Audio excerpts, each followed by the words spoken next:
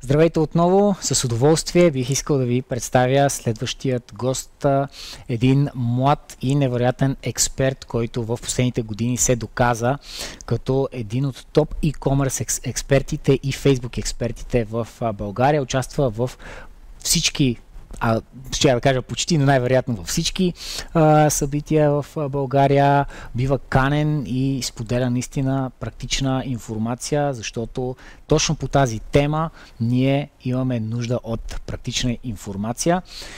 Това е Виктор Стоилов от Markademics. Викторе, здрасти! Привет, Стенли, благодаря за поканата.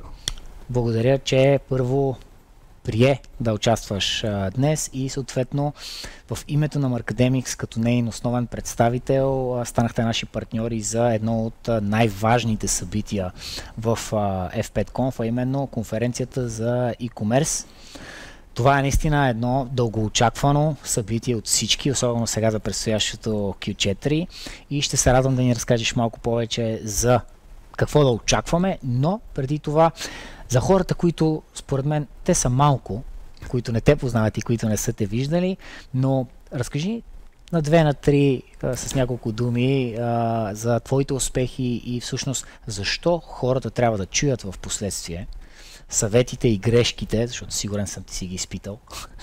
И продължавам да си ги изпитвам, да си ги изпитвам постоянно. Да. Ами за тези, които не познават, аз съм Виктор, основател на Markademics. Преди... Радвам се, че все още ми казват един от младите маркетолози в страната. Но стартирах преди 6 години Markademics, напълно сам, след което лека по лека изградих екип от млади e-commerce експерти, които обаче постигат страхотни резултати из целия свят.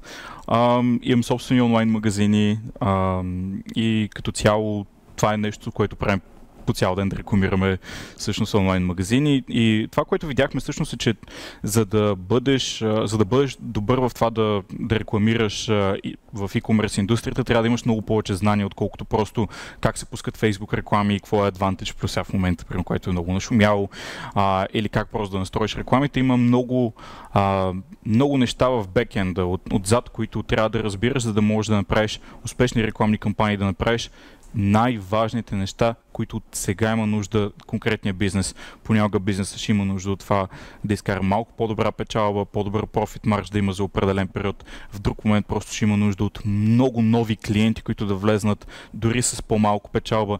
Така че ние трябва да бъдем много адаптивни и да разбираме истинските нужди на нашите клиенти, така че това се случи. Така, това, което можем да очакваме всъщност от F5 конференцията за e-commerce, аз съм си поставил лично като съорганизатор амбиция това да бъде наистина най-добрата e-commerce конференция, която някога е правена в България. Гостите лектори ще бъдат на световно ниво.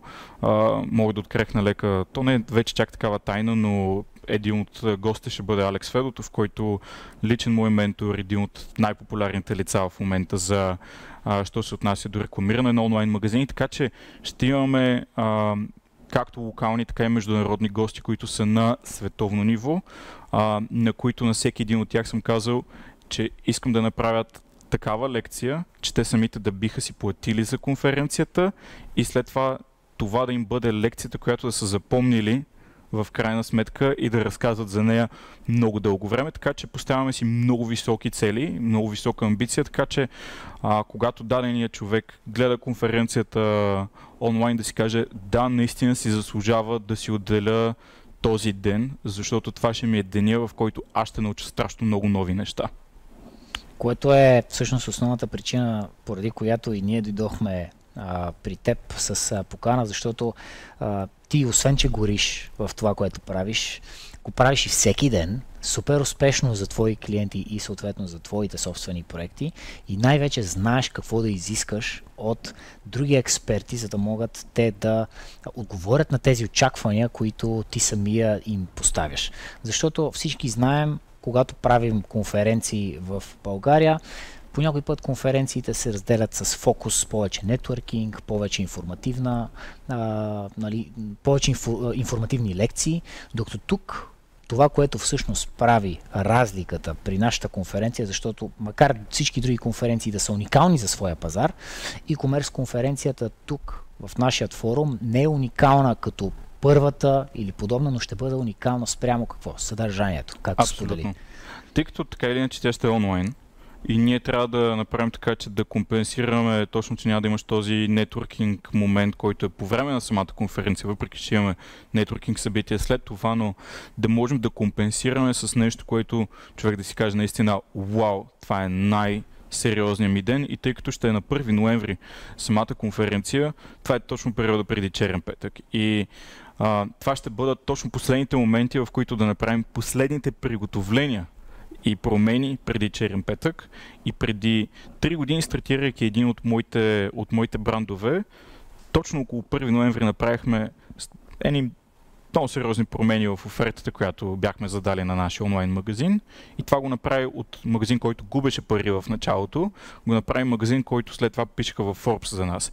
И всъщност това е понякога един много дребен съвет. Може да промени изцяло бизнеса ти, изцяло даже бъдещето ти, защото за нас, променяйки едни дребни неща в нашия бизнес с Благовест, направи така, че да имаме 7-figure e-com бизнес в рамките на само 6 месеца.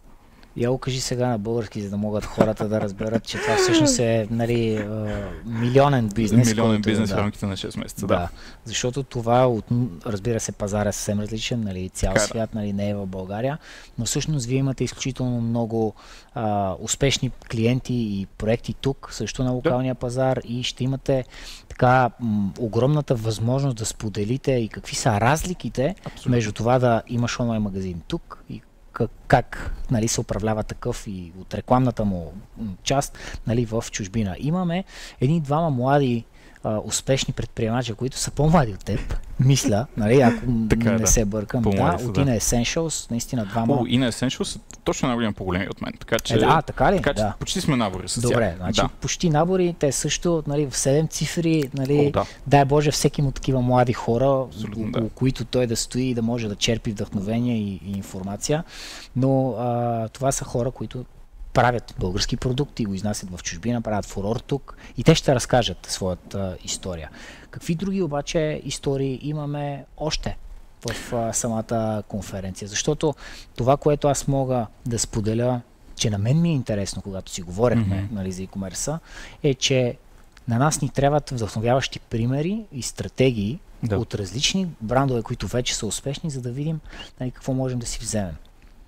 Мога да дам пример с това, че един от най-успешните български фешен брандове в света, Байфар, ще имаме техен представител, което изобщо не е малко. Елене, e-commerce директора на Байфар. Ако все още не сте чували за тях, то определено трябва да го направите, защото те направиха фурор в цял свят и това е българска компания с български собственици, които постигат буквално холивудски успех. Постоянно, така че ще чуем тяхната история и това как те структурират вътрешно своите маркетинг процеси, което наистина ще надникнем в нещо, което аз самия не бях виждал до този момент, работейки вече над 6 години с онлайн магазини. Защото те имат един много интересен мултиканален подход, който мисля, че много рядко иначе може да се среща. И те са прекрасен пример за това как с една просто много, много хубава идея и с много, много мечти, но и много умен маркетинг, как се постигат страхотни резултати. Така че ще видим и Васко и Жоро от Ina Essentials, които правят наистина чудеса, може би една от най-бързо развиващите се български компании в света изобщо, които правят чудесни неща. Ще видим наистина най-добрите експерти и в Facebook, и в Google, и в имейл маркетинга за страната ни, така че очакваме. Имаме и панели, извинявай, ще имаме и страхотни панели, имаме и страхотни панели, в които ние сме поканили хора, които ще споделят буквално как са стартирали различните гледни точки, какво да направиш като стартираш и да направиш един бранд. Консултанти имаме нашите спонсори, които са в различни вертикали, с които ще имаме образователна дискусия, без спонсорски реклами, в които те във всяка една вертикала ще споделят интересни данни. Имаме един страхотен баланс между млади предприемачи, млади маркетолози, опитни хора с понад 15-20 години опит. Имаме всичко това на едно място. Имаме и международния опит, който също ще внесем. И всичко това го правим с цел да покрием максимално широк спектър от хора и максимално широк спектър от интереси, които ние да задоволим от страна на нашата аудитория, и наистина това да бъде най-полезната конференция за тях. Така че не гоним това да бъде най-шайни, най-блъскавото нещо на света и така нататък. Не, гоним качество и това, след като си тръгнат след тази конференция, си кажат, това беше най-полезното нещо, в което съм инвестирал своите средства в последните години. Амбициозна цел, надявам се да я постигнем заедно. Последните години валидираме тази идея, че е възможно. Надявам се отново да я преповторим, потретим и така в дългите години план, които имаме.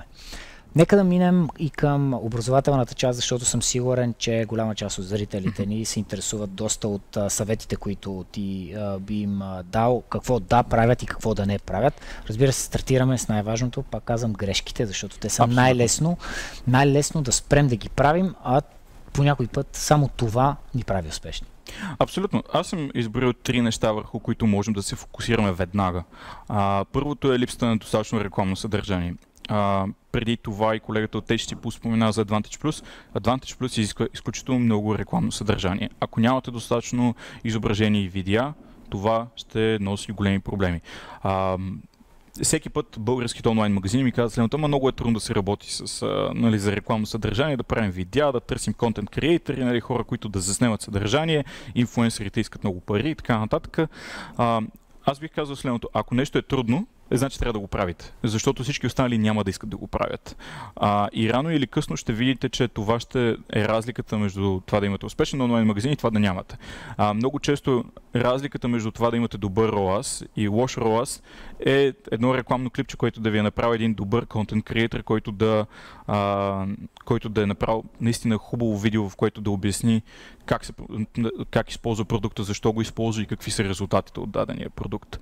Защото в едно такова видео може в рамките на много кратко време, на 15 до 30 секунди, може да разкажете много повече, отколкото в един рекламен банер или в една динамична реклама, в която не давате кой знае колко много информация на даден човек, докато от другата страна виждате истински човек, който разказва за собствения си опит, използвайки вашия продукт.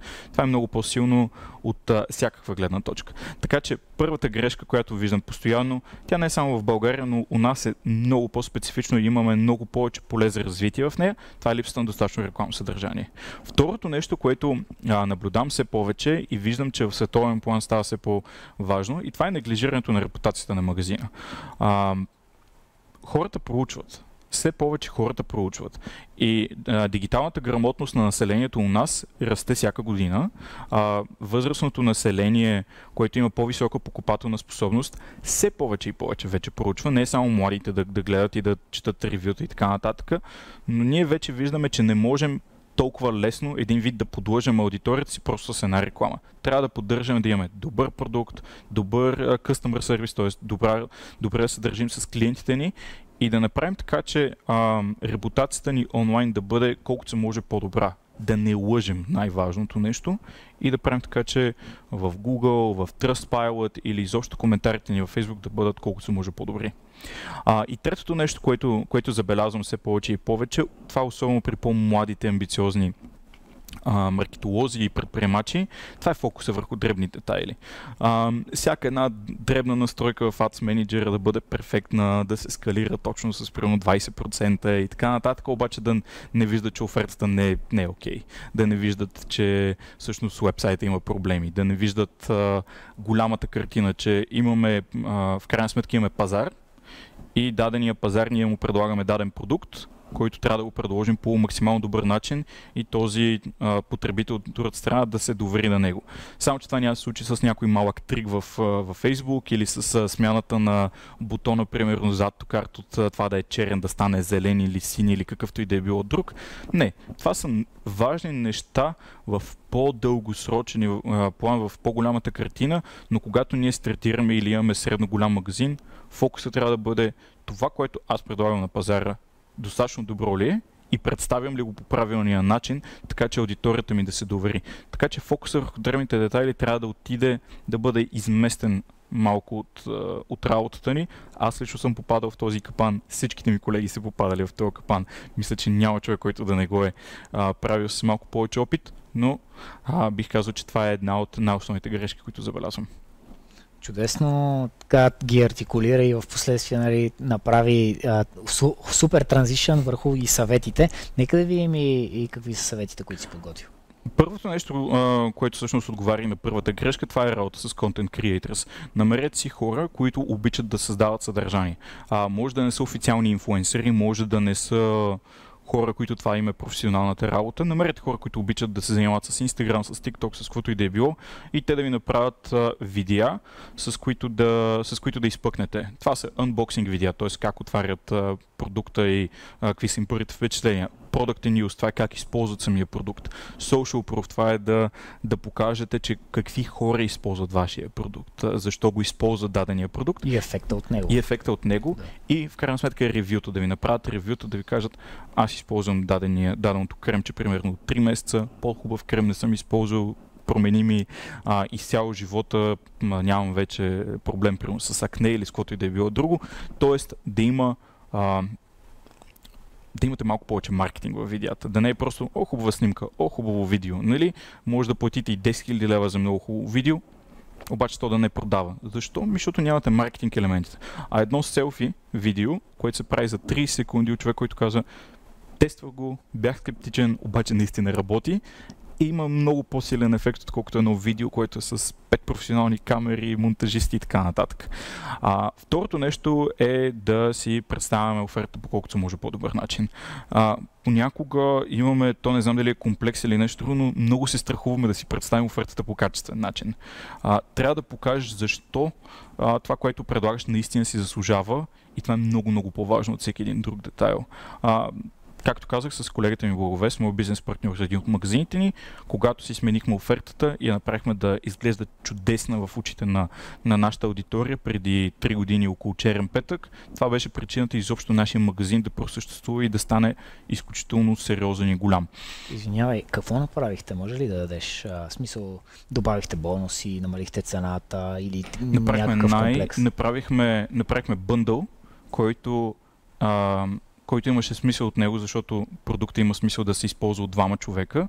Направихме бъндъл за двама, който общата му цена беше по-добра, отколкото на всеки един друг потенциален наш конкурент на пазара, с което аудиторията виждаше, че получава страхотна цена. От друга страна имаше логика да купят 2 броя, а не един. При което маржа на всеки от продуктите за нас беше по-нисък, но това създаде толкова голям интерес у хората, че ние компенсирахме с много повишен conversion rate в нашия магазин, и обем. Което просто обема беше невероятен в този момент. Така че това ни помогна. И третото нещо, за което бих наблегнал още сега и е чудесен момент, защото сме в началото на септември месец, това е ранно планиране. Планирайте си от сега, вижте какво имате налично и как може този черен петък и тази Коледа да бъдат различни за вас, да бъдат по-добри отколкото на всички останали, защото в повечето случаи това, което правят брандовете, миналата година давахме 20% на целия магазин и тази година ще направим 20% на целия магазин. Или миналата година имахме там едни стоки, които бяха залежали и тях ги давахме на 50% и писахме до 50%, а всичко останало беше на 20%. Такива неща и аз съм правил като грешка. Всеки ги е правил и те понякога даже работят. Да. Но идеята е да видим, окей, това пак е планиране, между другото. Да, даже е добре, ако има и такова нещо. По-рано, ако в началото на септември месец, нали, ако има такава среща, каква процентна стъпка, нали? Да. Така че трябва да помислим за нашия пазар и трябва да помислим наистина аудиторията ни с какво ще впечатли, така че тя да купи от нас. Много често пренебрегваме и се опитваме да компенсираме с това да сме по-добри, да кажем, в пускането на самите реклами, че това ще компенсира за лошата ни оферта. Не, много рядко ще компенсира.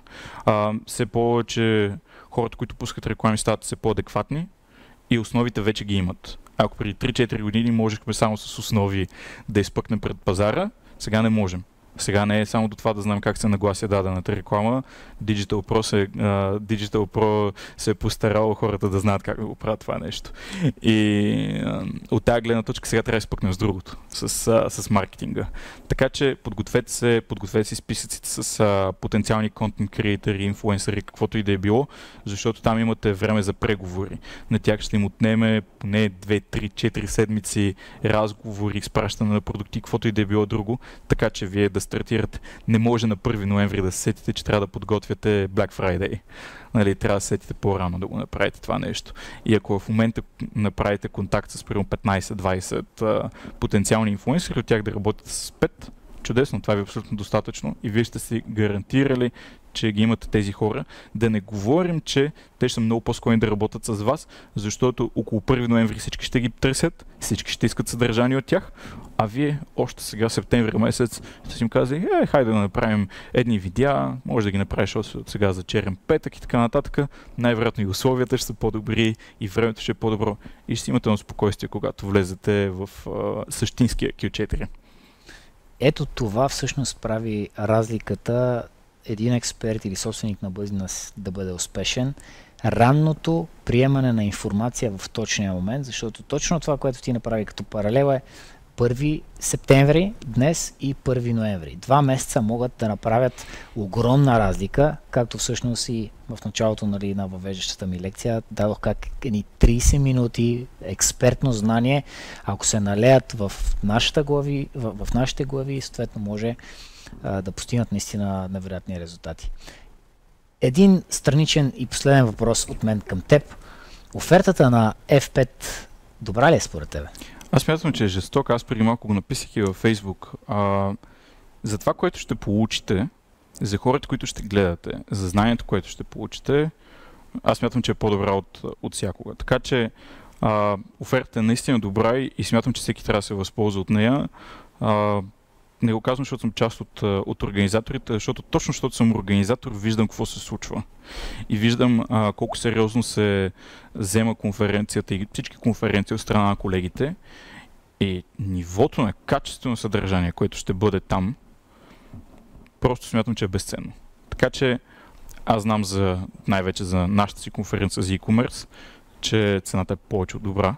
И честно казвам си заслужава веднага да влезете част от около 500, защото наистина ще си заслужава. Супер. Благодаря ти за този хубав край.